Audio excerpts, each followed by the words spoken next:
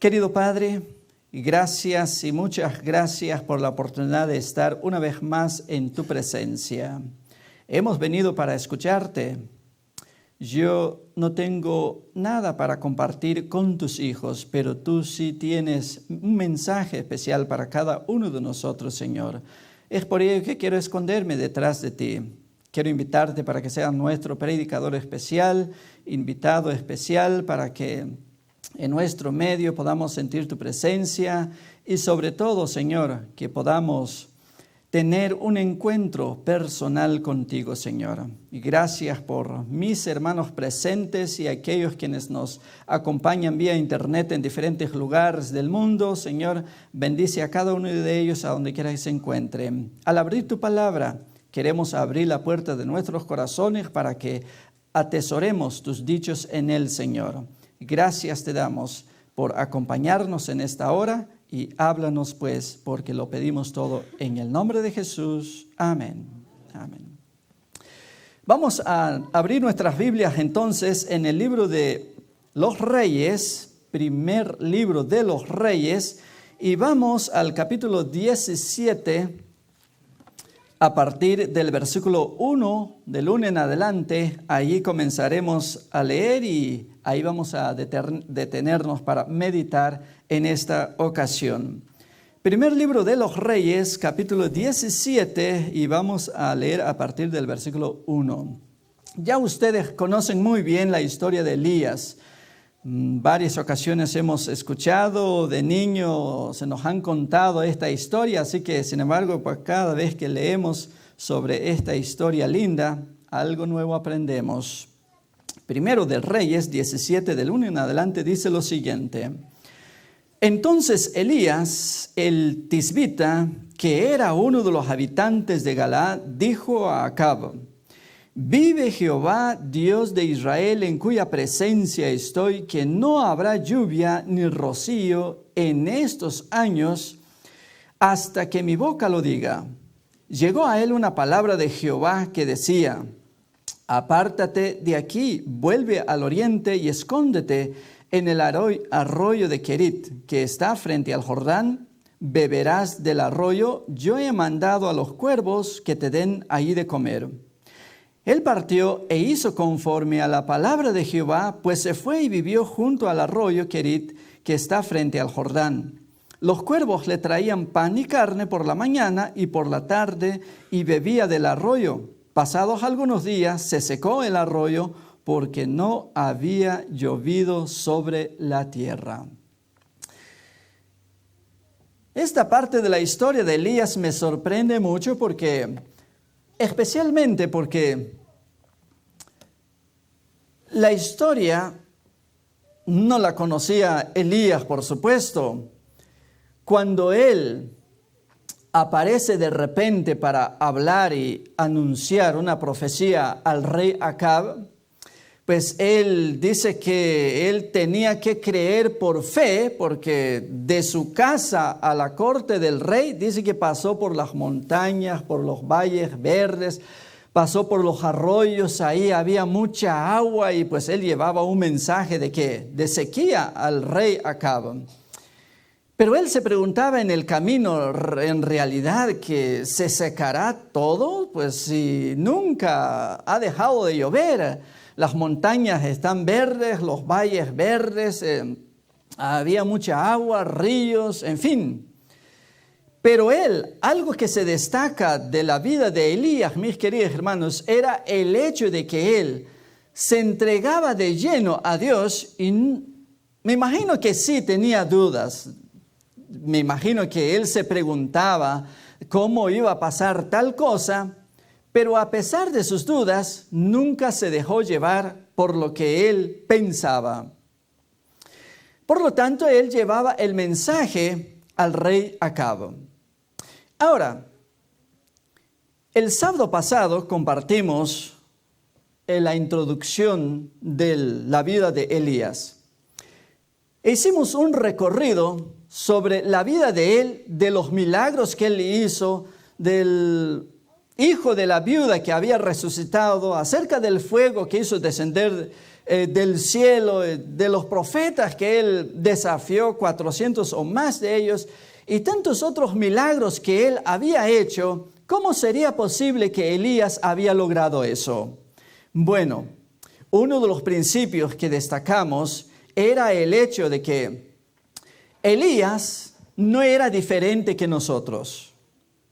Por todos los milagros, con todos los milagros que él hizo, el apóstol Santiago en Santiago 5:17 nos dice que Elías era un hombre sujeto a pasiones igual que las nuestras. ¿Cómo era Elías? ¿Un poquito mejor que nosotros? Elías venía de otro planeta y no pertenecía a este planeta para haber logrado lo que logró. No. Elías, pues, era del mismo sentimiento que nosotros, era del mismo pensar, de la misma naturaleza. No era diferente o un poquito mejor o venía de otro lugar que no le perteneciera a este planeta. Elías era igual que nosotros. Nada era especial, nada había en especial en él para haber logrado lo que logró. Bueno, ¿cómo había logrado entonces todo ello? Uno de los principios que repasamos de la vida de Elías para no dudar de su naturaleza humana era el hecho de que San Pablo nos lo recuerda en el libro de los Romanos, capítulo 6 y verso 2, que nos dice que nosotros deberíamos morir al pecado para que el pecado ya no se enseñoree de nosotros. Hermanos, este principio es muy importante. ¿Y saben por qué? Porque Pablo no menciona que es el pecado que muere en nosotros para que ya no pequemos más, sino somos nosotros los que morimos al pecado para que el pecado ya no se enseñoree de nosotros. En eso consistía el secreto de que Elías había logrado muchas cosas maravillosas y milagros sobrenaturales en su tiempo. Usted se preguntará, ¿y cómo se hace eso? El apóstol San Pablo en el capítulo 6 de Romanos usa la ilustración de una persona cuando muere para referirse al cristiano cuando nace de nuevo.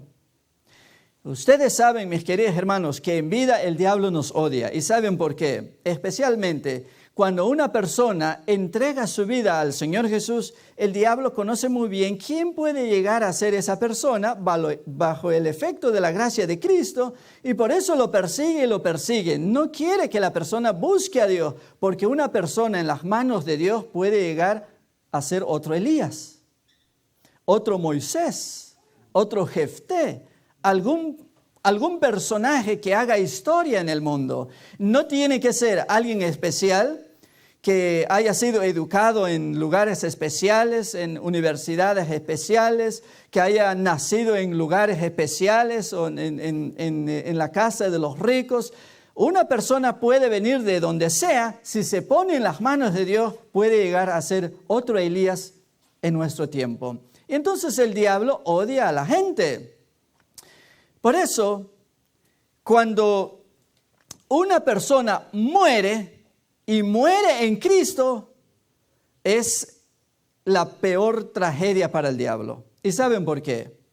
Porque en vida el diablo puede tentarnos, puede perseguirnos, pero una vez que una persona muere, ¿qué puede hacer el diablo? El diablo podría tener el poder para resucitarnos y continuar tentándonos para hacernos caer y que nos perdamos. No tiene eso, el poder, el diablo, para hacer eso. Entonces, por ello es que cuando una persona muere, el diablo ya no tiene poder sobre la persona. Entonces, Pablo dice en Romanos 6 que cuando una persona se bautiza, prácticamente muere con Cristo. Y cuando una persona muere, ¿debería el pecado tener poder sobre esa persona? Ya no debería, dice Pablo. ¿Por qué? Porque murió al pecado. Es como si ya no existiese para el pecado. Ahora, algo interesante de que mientras vivamos, Pablo nos recuerda ahí de que el pecado nunca va a morir. El pecado siempre va a vivir. Entonces, para resolver el problema del pecado, para que no caigamos, nosotros somos los que tenemos que morir al pecado, pero no el pecado en nosotros. Y ese secreto parece que Elías lo descubrió en vida. ¿Elías tenía los mismos sentimientos? Claro que sí. En algunas ocasiones tuvo miedo, huyó de la esposa de Acab. En esa ocasión especial, en el primer libro de los Reyes, capítulo 19, Elías cayó en una terrible depresión que su nivel de depresión era tan alto de que ya no quería vivir y quería morir.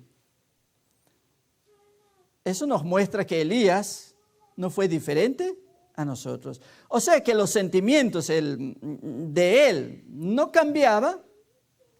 El pensar, su naturaleza de él no había desaparecido, seguía siendo un ser humano.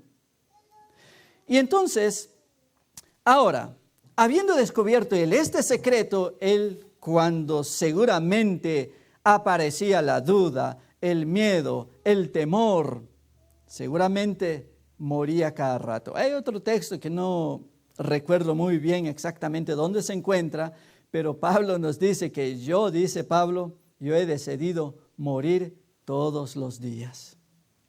Muero todos los días. En otro texto él dice, ya no vivo yo, mas ¿quién vive en mí? Dice él, Cristo. Así que Pablo también enfrentaba luchas como Elías. Y entonces lo que él hacía es que todos los días se entregaba a Dios. De esa forma moría al pecado para que el pecado ya no tuviera poder sobre él. Bien, otro punto interesante que se destaca de la historia de Elías en este pasaje que hemos leído era su fe. Dios le mandaba a Elías, ¿y qué hacía Elías? Ya se imaginan ustedes, mis queridos hermanos, si él recibió un mensaje, no sabemos porque la Biblia no da más detalle, solamente la historia comienza cuando Elías aparece enfrente a Acab. Pero de qué forma Dios se comunicó con él no lo sabemos, la Biblia no da más detalle, pero en cuanto él se da cuenta de la tragedia que se avecinaba, él no se quedó callado. Inmediatamente se puso en acción y fue a dar el anuncio al rey de Israel. Una vez que él da su mensaje, dice que vino otra palabra de Jehová a él. Y la palabra de Jehová que vino a él fue, apártate de aquí, vaya a tal lugar, y yo he mandado, dice Dios, a unos cuervos para que te sustenten allí. Hermanos, antes de la historia de Elías no existe otra historia de algún personaje que se haya ido al desierto o que haya obedecido a Dios y que haya sido sustentado por algunas aves. Por lo tanto, cuando Elías recibe este mensaje, ¿ustedes creen que él no surgió de forma automática en su corazón alguna duda de lo que Dios estaba diciéndole? Seguramente se preguntó, pero por favor, Señor, nunca se ha visto tal cosa de que aves alimenten a los seres humanos. Criaturas infinitas sustenten a los seres humanos. ¿Cómo va a pasar eso? Seguramente se preguntó él, pero se acordó de que tenía que morir al yo, y entonces seguramente le dijo a Dios, no entiendo, Dios, ¿cómo puede suceder eso? No entiendo de qué forma. A mí me gustaría, me imagino Elías discutiendo, hablando con Dios, a mí me gustaría conocer el panorama completo para ver cómo va a suceder todo esto y así pueda obedecerte mejor. Pero eso era imposible. Dios le estaba pidiendo algo a Elías que él no necesitaba explicarle más. Entonces Elías sin recibir más explicación, se puso en camino obedeciendo la voz de Dios. Mis queridos hermanos, cada vez que el ser humano comienza a discutir con Dios, se mete en problemas.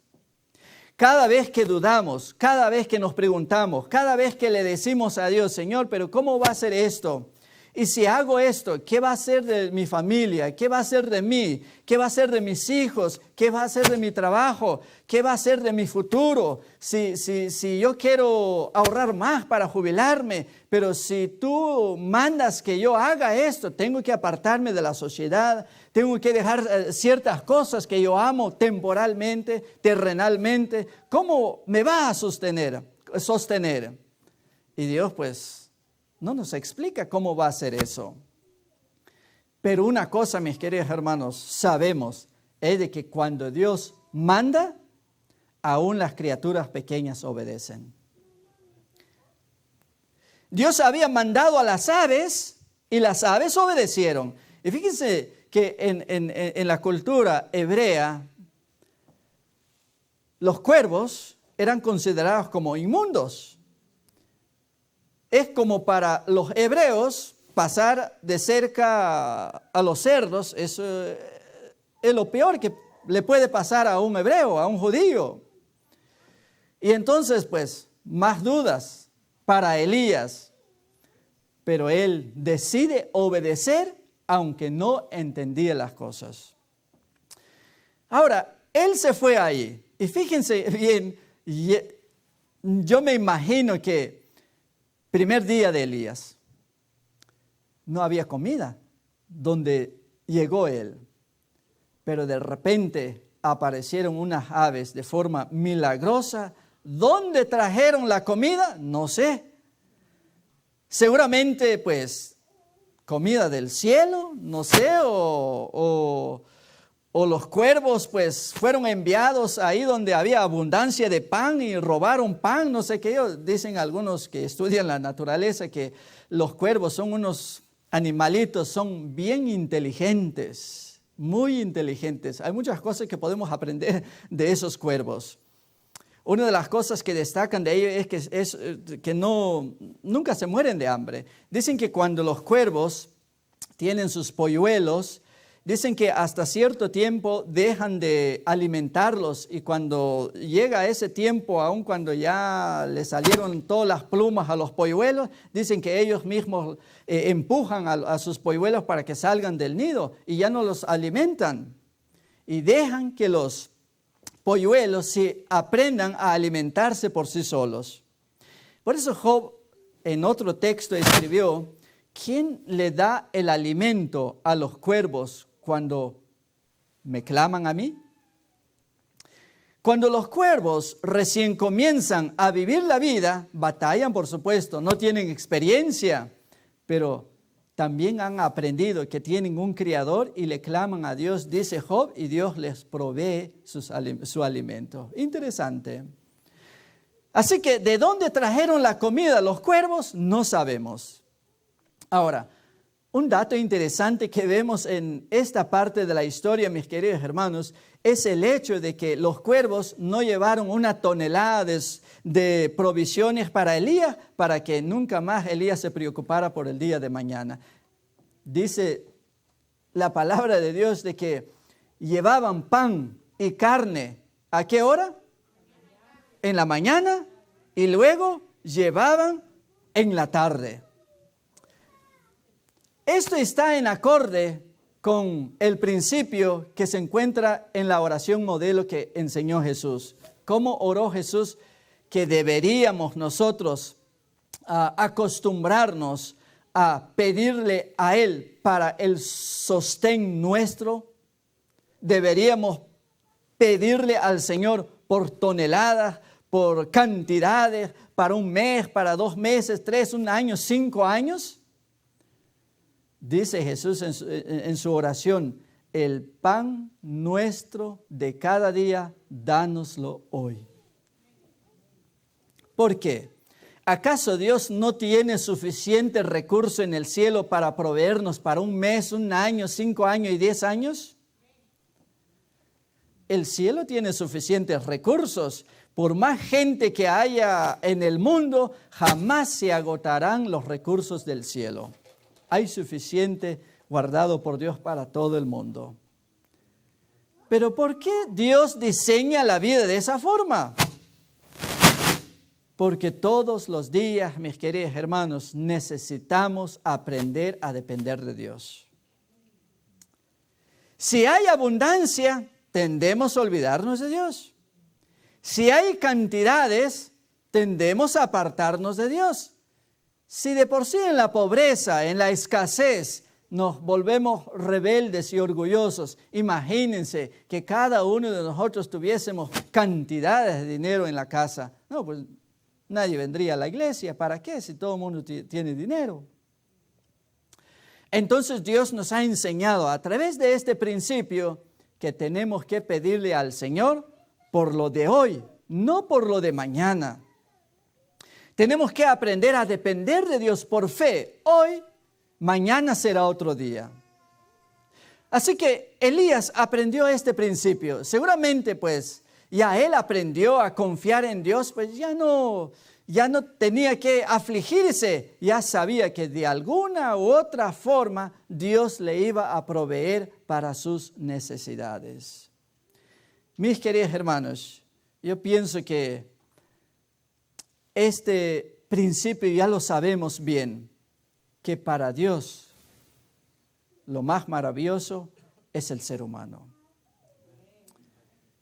Él quiere proveernos para nuestras necesidades, quiere cuidarnos, quiere protegernos, quiere bendecirnos, pero hace falta de nuestra parte, mis queridos hermanos, desarrollar esa fe que desarrolló el profeta Elías. Ahora, para terminar, algo interesante que vemos en la historia de Elías, dice que mientras él bebía del arroyo y los cuervos le llevaban pan y agua por la mañana y en la tarde, y de repente un día, ¿qué se dio cuenta que pasó? El arroyo se secó. Miren, mis queridos hermanos, la grande pregunta que haría Elías de forma natural sería, pues, ¿no que ibas a cuidar de mí, Señor?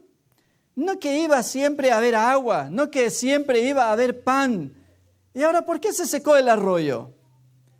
¿No es la pregunta que hacemos, mis queridos hermanos, que tan pronto nos olvidamos de Dios, cómo nos ha ayudado en el pasado? Cualquier problemita que sucede en la vida, la primera pregunta que le hacemos a Dios, Señor. Y ahora, ¿a dónde estás, oh Dios? ¿No que tienes un cuidado de mí? ¿No que estás con nosotros? ¿Por qué me enfermé? ¿O por qué estoy enfermo? ¿Por qué me quedé sin trabajo? ¿Por qué me quedé sin dinero? ¿Por qué mis hijos ya no hacen caso? ¿Por qué si te estoy orando pareciera que no estás escuchando? Mira, ¿a dónde está mi familia? Se ha dividido. Tengo problemas legales, problemas de familia, problemas de otra índole. ¿Por qué, oh Dios? ¿Saben una cosa, mis queridos hermanos? En el momento seguramente que Elías estaba conversando con Dios sobre estas situaciones, de repente vino, dice, otra palabra de Dios. Porque Dios siempre habla, mis queridos hermanos. En cualquier circunstancia en la que nos encontremos, Dios está desesperadamente queriendo hablar con nosotros. Pena que nosotros los seres humanos, tanta agitación, tantas preocupaciones, tantas actividades, tantos compromisos, tantos planes de que nos llenamos la cabeza y la vida, ya ni siquiera tiempo tenemos para comer. Dios nos habla, ¿lo escuchamos? Ni siquiera nos damos cuenta a qué hora nos habla Dios. Solo nos detenemos cuando ya nuestras fuerzas se acabaron. Ya intentamos de todo, ya intentamos por aquí, por allá, nada salió bien. Entonces miramos al cielo y le decimos, Señor, ahora sí ayúdame. ¿Por qué tenemos que dejar hasta última hora a Dios? ¿Por qué no hacemos eso de primero cuando recién aparecen los problemas? Así que Dios le habla a Elías y le dice, ahora muévete de aquí y vaya para allá. Y lo manda a una nación extranjera. Ustedes ya conocen la historia porque hemos hablado de él. Y lo envía a la casa de una viuda pobre. Y luego otra vez, así como yo he mandado a los cuervos para que te sustenten aquí, ahora he mandado a una viuda pobre que te sustente. De nuevo Elías seguramente se preguntó, pero ¿cómo va a ser eso? Bueno, se acordó, Señor, yo sé que contigo no se debe discutir, debo obedecer, aunque no entiendo lo que va a pasar de aquí para adelante, ahí voy. Y Elías se fue. Ustedes saben, mis queridos hermanos, 3 años y medio duró para que volviera a llover. ¿Le faltó algo a Elías? En alguna ocasión Elías aguantó hambre, aguantó sed, mientras todo el mundo se moría por falta de alimentos, por la sequedad, por la hambruna. Elías, a él nunca le faltó nada, porque Dios lo guiaba a él. ¿No es maravilloso, mis queridos hermanos? El mensaje de Dios para nosotros hoy es de que, aunque vivamos en un mundo lleno de problemas, lleno de ansiedades, sin embargo, mientras nosotros le seguimos a Dios, Dios nunca nos abandonará. Dios siempre proveerá para nuestras necesidades. Pero ¿cuáles son los 2 principios? Repasemos. Primero, tenemos que morir. ¿Cuántas veces al año? Pablo nos aconseja, debemos morir al pecado todos los días. El segundo principio, tenemos que tener fe en Dios. Tenemos que creer en Él y obedecerle. Elías pudo haberse detenido para tratar de entender la situación, pero no lo hizo. Se fue hacia adelante, aun cuando él no entendía lo que iba a pasar. Y Dios lo bendijo de forma abundante. Así que, mis queridos hermanos, Dios está con nosotros. Su palabra lo dice. Él gobierna la naturaleza. Él creó el mundo. Él nos creó a nosotros. ¿Acaso nos abandonará en algún momento? Claro que no. Somos nosotros los que lo abandonamos al Señor. Así que, mis queridos hermanos, queridos amigos, el llamado que Dios nos hace hoy en día es de hacer morir el yo y colocar nuestras vidas en las manos de Dios y dejar que Él guíe nuestras vidas, dejar que Él nos encamine y nos lleve exactamente al lugar donde Él quiere llevarnos. ¿Cuántos queremos hacer ese compromiso en esta tarde? Vamos a ponernos de pie y vamos a consagrar nuestras vidas una vez más al Señor en esta tarde. Oremos. Querido Padre, gracias te damos por hablarnos a través de esta historia. Eres maravilloso, Señor. Tú gobiernas el universo y es interesante cómo cuando tú mandas a los animales para que cumplan con una misión, obedecen tan fielmente a ti, Señor, que no sucede así con nosotros los seres humanos. Cuando tú nos envías, nos mandas, oh Padre querido, cuestionamos, preguntamos, queremos conocer, queremos ver el resultado primero antes de obedecerte. Pero ahora queremos seguir los pasos que descubrió Elías y Pablo, hacer morir al yo todos los días y consagrar nuestras vidas a ti. Ayúdanos, oh Padre querido, para que nuestra fe crezca más en ti. Así como aquel padre que trajo a su hijo endemoniado ante ti y tú le preguntaste, ¿crees? Él dijo, no, Señor, soy incrédulo, pero ayúdame en mi incredulidad. Y él vio el milagro que tú hiciste en la vida de su hijo, Señor, curándolo. Oh Padre querido, también no podemos decir que nosotros tenemos fe, somos incrédulos, pero ayúdanos, oh Padre querido, a salir de esta incredulidad. Queremos obedecerte, queremos creer en ti. Acompáñanos. Si alguno de tus hijos ahora presente aquí en este lugar o en diferentes lugares donde tus hijos se unieron para adorarte junto con nosotros, tienen alguna petición especial que presentártela a ti, Señor, escucha sus oraciones desde lo alto, Padre querido, porque para ti somos criaturas maravillosas, tienes un plan para nosotros y no quieres que suframos en este mundo, pero ayúdanos a acercarnos más a ti, Señor. Consagramos nuestras vidas a ti y gracias por escucharnos, por recibirnos, favores que lo pedimos y lo agradecemos en el nombre de Cristo Jesús. Amén.